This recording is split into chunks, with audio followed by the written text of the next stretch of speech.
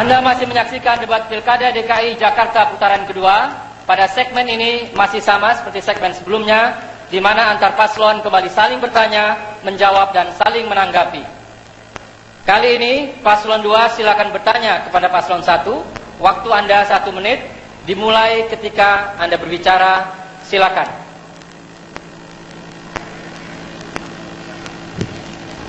Terima kasih. Kami melakukan kebijakan untuk merelokasi rumah-rumah di bantaran sungai dalam bentuk rumah susun. Pasangan nomor 1, Mas Agus, ada program rumah untuk rakyat dengan cara dibangun di tempatnya dengan tanpa menggusur. Kemudian disampaikan ada 390 hektar lahan di pemukiman kumuh dan di bantaran sungai yang akan dibangun. Pertanyaan saya adalah bagaimana membangun tanpa memindahkan dan menertibkan bangunan itu sehingga bisa warga di bantaran sungai dan daerah-daerah yang melanggar itu mendapatkan rumah yang layak huni. Terima kasih. Paslon 2 masih memiliki waktu. Apakah masih mau dimanfaatkan? Ya, baik. Intinya kami tidak sanggup melakukan itu. Makanya kita minta pendapat gimana gitu. Cukup. Selanjutnya, paslon 1 silakan menjawab. Waktu Anda 2 menit dimulai ketika berbicara. Silakan. Benar, Pak Jarod, bahwa kami meyakini semua bisa ditata, kita semua bisa menata Jakarta, membangun Jakarta tanpa harus menggusur warganya begitu saja, semena-mena. Itu adalah komitmen dan itulah yang akan kami perjuangkan untuk seluruh warga Jakarta. On-site upgrading adalah paradigma yang akan kami gunakan. Membangun, meremajakan kampung di tempat yang sama. Akhirnya tidak mencabut mereka dari habitat aslinya. Karena yang terjadi adalah semakin meningkatnya kemiskinan di perkotaan. Caranya tentu kita lakukan dengan mengalokasikan lahan yang ada, karena dengan membangun dari atau mengkonversi dari horizontal housing, perumahan yang horizontal, menjadi perumahan yang vertikal. Tentu ada lahan-lahan yang bisa digunakan untuk tetap mereka mendapatkan hunian yang layak dan juga tidak mengganggu aliran sungai. Dan ini juga kita lakukan secara paralel karena kita meyakini bahwa lingkungan hidup juga harus dipelihara sehingga tidak menghadirkan dampak-dampak yang tidak kita inginkan, terutama banjir. Dan itu dilakukan bersama-sama dengan masyarakat. Kami berbicara dengan banyak aktivis, berbicara dengan berbagai komunitas. Mereka mau untuk bergeser sedikit, bukan gusur, bergeser sedikit untuk didirikan rumah hunian yang layak. Mereka yakin bahwa dengan cara-cara seperti itu mereka tidak akan kehilangan miliknya. Mereka akan tetap memiliki rumah, bukan rusunawa tapi rusunami. Dan yang lebih penting lagi adalah mereka tidak akan kehilangan mata pencahariannya, karena kita integrasikan dalam program rumah rakyat itu adalah tempat-tempat usaha yang layak. Dan terakhir, mereka akan memiliki status dan martabat yang terjaga. Dan ini penting untuk kesejahteraan rakyat Jakarta. Baik, Paslon 1 sudah memberikan jawaban. Harap tenang, Paslon 1 sudah memberikan jawaban. Selanjutnya kami persilakan Paslon 2 untuk menanggapi kembali jawaban Paslon 1 dalam waktu 1 menit 30 detik, dimulai ketika Anda berbicara. Silakan. Terima kasih. Yang saya maksudkan begini sebetulnya. Kami selama ini mau melakukan normalisasi sungai. Makanya kami berusaha membangun banyak rumah susun, memindahkan. Lalu kami juga mengerti biaya hidup dari rumah susun di tempat jauh juga mahal. Makanya kami juga menggratiskan transportasi, termasuk memberikan KJP, tunjangan, sembako, macam-macam. Kenapa? Karena ada PP, Peraturan Pemerintah Nomor 38 Tahun 2011, itu jelas dikatakan bangunan yang ada berdiri di atas sempadan sungai itu harus ditertibkan supaya fungsi sempadan sungai kembali seperti sedia kala. Lalu bagaimana pasangan nomor 1 bisa mendapatkan lahan 350 hektar kalau ada di lokasi yang sama?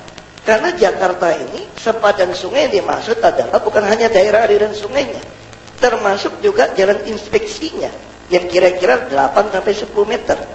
Jadi tidak mungkin kita mendirikan bangunan di atas jalan inspeksi. Bagaimana mau mengontrol, memelihara sungai yang kita normalisasi, yang sudah kita betonisasi kalau tidak ada jalannya? Nah, jadi inilah yang kami tanyakan. Bagaimana dapat 390 hektar?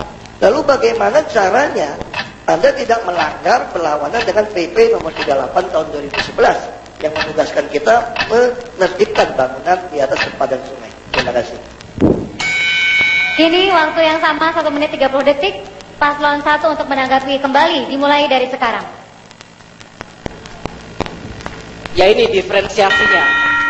Jika kami terpilih menjadi gubernur dan wakil gubernur, kami akan benar-benar firm untuk meyakinkan kita bisa menata, membangun, mengelola, mempercantik kota ini tanpa harus menggusur. Kita bisa. Yang penting kita kreatif dan terbuka dengan berbagai masukan, terbuka dengan berbagai inovasi. Dan kita lihat, kita lakukan benchmark. Negara lain sudah melakukannya, bisa berhasil. Kota lain di Indonesia juga melakukannya, bisa dan berhasil. Intinya di goodwill. Kalau dengan alasan mempercantik, menormalisasi sungai dan lain sebagainya, tetapi sebenarnya ada alasan-alasan motif lain di luar itu, kemudian secara semena-mena menghancurkan rumah rakyat di depan mata mereka. Ini yang sebetulnya menjadi permasalahan sosial. Ketimpangan semakin menjadi-jadi. Saya berbicara ke berbagai lokasi. Mereka mengatakan, Pak, kami sebetulnya rela saja kalau dilakukan relokasi, bukan digusur dengan paksa dan tanpa kompensasi. Ini masalahnya. Dan kami tidak punya hati untuk melakukan hal seperti itu. Dan kita semua tentu ingin masyarakat hidup dengan baik, sejahtera, dapat tersenyum, tidak memiliki trauma yang membebani hidup mereka sampai kapanpun. Dan ini adalah urusan kemanusiaan, urusan hukum. Dan DKI Jakarta dengan APBD 70 triliun rupiah, rasa-rasanya sangat disayangkan kalau tidak ada sedikit pun perhatian untuk mereka. Terima kasih. Para pendukung paslon 1, 2, dan 3 mohon tenang. Ya. Kami silahkan untuk duduk kembali yang berdiri. Karena sepanjang acara berlangsung silahkan Anda untuk tetap duduk. Baik, berikutnya kesempatan bertanya kepada paslon 2 untuk bertanya kepada paslon 3 kepada paslon 2 dalam waktu 1 menit dimulai sekarang.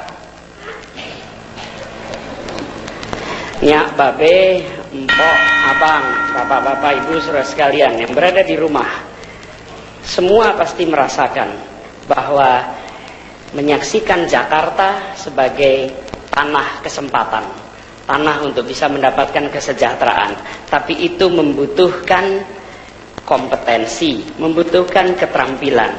Kenyataan hari ini di Jakarta, anak-anak kita hanya 68% APM di Jakarta. Apalagi kalau kita lihat per daerah. Di Jakarta Utara angka APM-nya 52%. Artinya hampir separuh anak usia SMA di Jakarta Utara tidak masuk sekolah.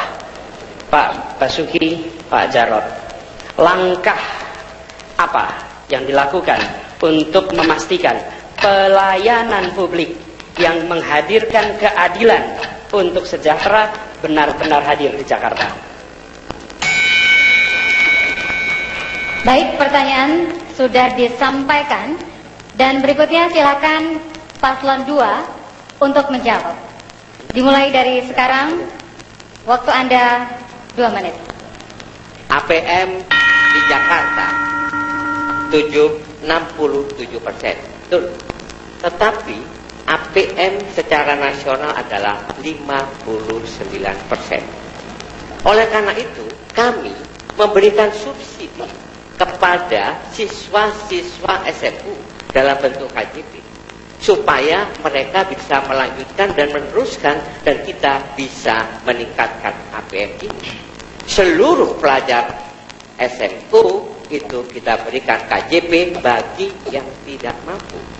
Tentu saja Jakarta sebagai kota harapan ada di antara mereka yang bekerja sehingga tidak bisa melanjutkan sampai tuntas. Tetapi kita juga membuka sekolah kejar paket sehingga mereka bisa belajar pada malam hari. Dengan cara seperti itulah di Jakarta kita betul-betul menginginkan bahwa APM-nya kalau bisa mendekati 90. Sekarang ini anak-anak kita sudah bisa sekolah dengan baik, dan kemudian sampai kita mereka-mereka yang sudah lulus SMA pun ketika dia menerima KJP dia akan terus lanjut untuk mendapatkan beasiswa ketika dia diterima di perguruan tinggi negeri. Oleh sebab itu kami masih tetap optimis bahwa APM DKI Jakarta ini akan kita tingkatkan. Oleh karena itu kami membutuhkan waktu 5 tahun tidak cukup. Kita perlu 5 tahun lagi dan kita akan tunjukkan bahwa anak-anak DKI betul-betul unggul sampai dengan perguruan tinggi negeri dengan mereka mendapatkan beasiswa, bukan hanya sekedar tingkat SMU. Begitu. Terima kasih. Sudah dijawab? Masih ada waktu, silakan. Penambahan APK itu kami 5% langsung. Waktu habis. Baik, silakan kepada paslon 3 untuk memberikan tanggapan balik kepada paslon 2 dalam waktu 1 menit 30 detik. Silakan dari sekarang. Ini Jakarta. Ini Jakarta. 60% lebih perekonomian Indonesia di Jakarta. Dan bicara APM tadi ya di atas nasional, nggak perlu bangga, wong ibu kota. Tapi masalahnya angkanya di bawah Biak. Di bawah Biak angka Jakarta Utara itu. Bagaimana kita? Dan itu tempat tinggalnya Bapak Gubernur.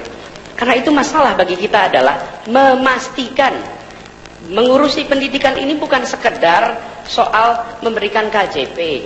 Dan Bapak sudah lakukan itu 5 tahun dan masih banyak yang tidak terima KJP. Bu Yos di Pondok Pinang berkeluh kesah. Kenapa? Karena pengelolaannya bermasalah. Bagaimana kita bisa menitipkan Jakarta 5 tahun lagi pada Anda ketika mengurusi ini saja tidak beres. Dan ini mendasar bagi semua keluarga di Jakarta. Bagi semua keluarga di Jakarta, memastikan anaknya bisa sekolah itu paling mendasar. Mereka tahu untuk pekerjaan apapun diperlukan. KJP Plus yang kita siapkan memastikan bukan hanya anak dalam sekolah. Pemerintah bukan hanya mengurusi anak sekolah, tapi anak putus sekolah akan mendapatkan KJP Plus. Mereka bisa kursus menggunakan KJP Plus. Yang tidak kalah penting, pemberiannya akan menggunakan jaringan RT RW. Mengapa? Mereka yang tahu tentang masyarakat miskin di Jakarta. Sekolah guru bukan orang yang paling tahu tentang itu. Tugasnya mendidik di sekolah. Menjangkau warga miskin, kita gunakan jaringan aparatur, bahkan sampai warga lewat RT dan RW. Semua dapat KJP Plus. Tanggapan paslon 3 sudah disampaikan. Sini kesempatan. Kami mohon tenang, sekali lagi mohon dapat tenang. Kami tegaskan, kita sudah memasuki segmen kelima dan sepanjang acara sejak awal penyelenggara mengingatkan jika ada yang tidak tertib maka penyelenggara berhak mengeluarkan yang bersangkutan dari ruangan debat. Kesempatan untuk menanggapi kembali 1 menit 30 detik paslon 2. Silakan. Ya, sebetulnya kita maklum ya, Jakarta ini memang kota besar, orangnya banyak. Misalnya dari Ombudsman, kami ini juara 16 kata Ombudsman, tapi dari 33 provinsi. Kalau Pak Anies Kemendikbud juara 22 dari 22 kementerian gitu loh. Ini juga jadi masalah kan? Nah, yang kami mau sampaikan ini adalah progres. Angka partisipasi murni kami 3,5, yang nasional cuma 2. Nah, ini yang penting, progresnya. Kalau kita lihat semua progresnya DKI, makin lama tuh makin membaik. Nah, karena yang datang juga banyak. Misalnya KJP Plus. KJP Plus untuk anak putus sekolah yang oke. Bagi kami, bagaimana KJP ini betul-betul membantu siswa. Makanya sekarang kita lihat di Jakarta ya, ada nggak sih orang pakai sepatu butut, tas butut, baju butut? Nggak ada lagi. Ada nggak orang pas kenaikan tahun ajaran baru ke Pegadaian menggadaikan untuk minjam uang buat naik kelas? Nggak ada lagi. Bahkan sekarang orang sudah semangat. Kalau kuliah langsung dapat 18 juta. Malah tahun ini kami evaluasi, mungkin Jakarta butuh 25 sampai 30 juta. Nah, kami ini mendidik anak-anak ini memakai kartu. Sekarang anak-anak kampung bangga belanja ke toko Gramedia pakai gesek katanya. Ini untuk menaikkan kepercayaan diri mereka. Inilah edukasi yang kami maksud. Terima kasih. Bagian terakhir, saling bertanya. Mohon tenang, sekali lagi, tidak berdiri tapi tetap duduk sepanjang debat. Bagian terakhir saling bertanya adalah dari paslon 1 kepada paslon 3. Waktu 1 menit untuk bertanya. Disilakan sekarang. Terima kasih. Pak Anies, saya ingin bertanya, ada survei dari Koalisi Warga Jakarta Koalisi Warga Jakarta 2030, ternyata 98% dari survei tersebut menyatakan bahwa keterlibatan masyarakat terhadap penyusunan RT RW, rencana tata ruang wilayah, ini boleh dikatakan tidak dilibatkan, 98%. Berarti masyarakat tidak terlibat dan tidak mengerti akses tentang rencana tata ruang wilayah tersebut. Bahkan ada produk-produk hukum yang dibuat oleh Pergub. Contohnya 178 tahun 2015 tentang penataan kegiatan dalam pemanfaatan tata ruang. Kemudian ada lagi Pergub 139 2016 tentang RPTRA. Ada lagi 2010-2016 tentang kompensasi. Waktu habis paslon 1. Jadi pertanyaannya apa? Pertanyaan Waktu habis, silakan paslon 1 kembali ke tempat.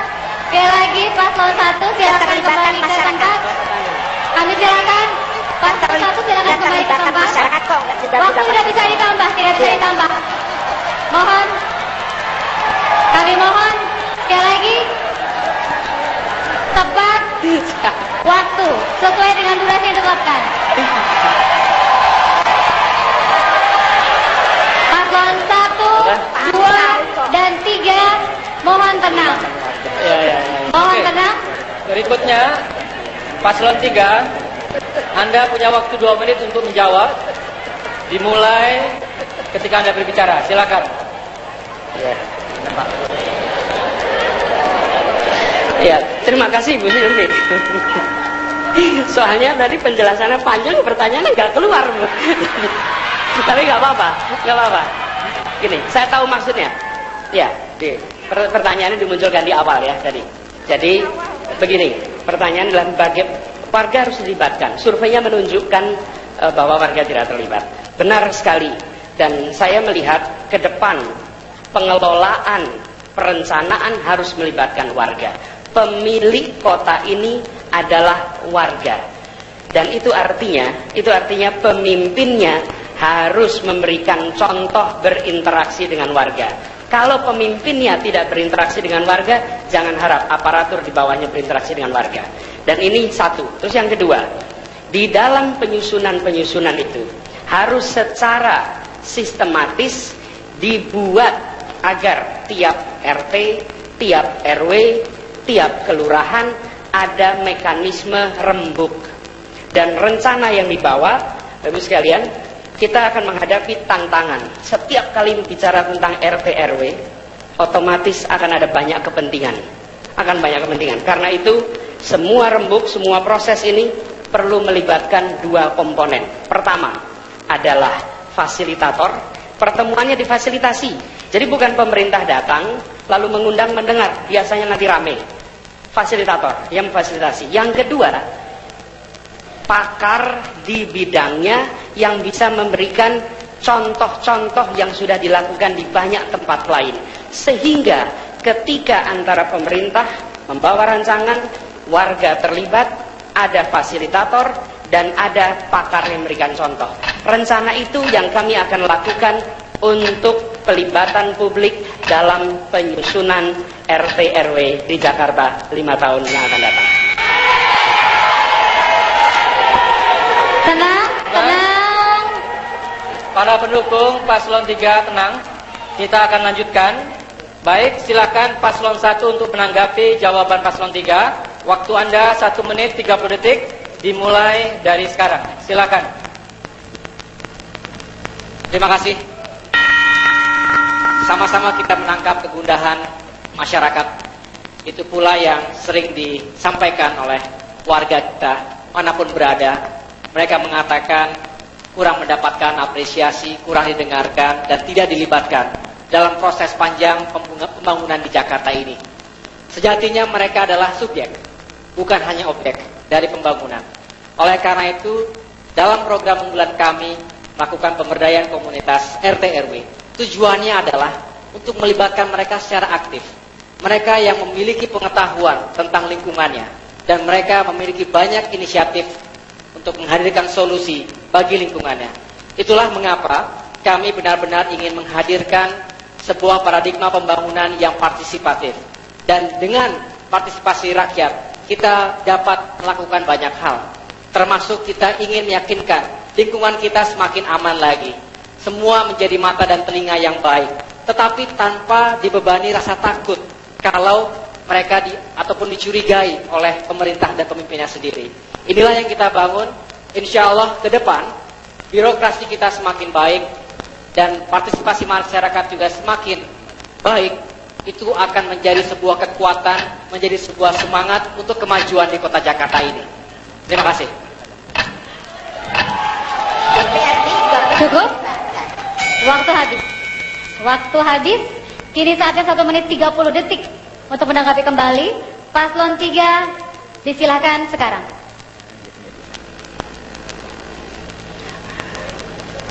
Mengelola rembuk ketika kami memimpin di Kemdikbud, perencanaan melibatkan semua.